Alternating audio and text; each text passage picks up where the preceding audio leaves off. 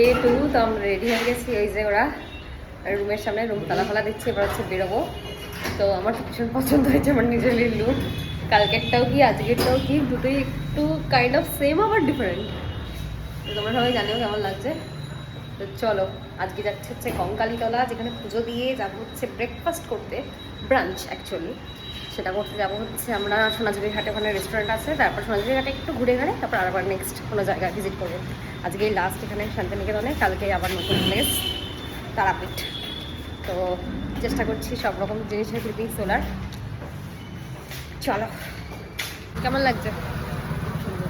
কাকে? তোমাকে না আমাকে? তোমাকে একটু করতে চাইছিস না? ঠিক আছে, এসব কথা বলো না, আমি ইউটিউবে দেবো। চলে এসেছি কঙ্কালীতলা, বিশাল লাইন। এখন দাঁড়িয়ে দেখি পুজোটা দিয়ে তারপর যাব। খিদে তো পেয়ে গেছে, পুজোটা দিয়ে যাবো। এখন অনেক টাইম লাগবে এই লাইনে শেষ করে পুজো দিতে। পুজো দিয়ে ফোন করছি বলছি, মানে ভিডিও করছি।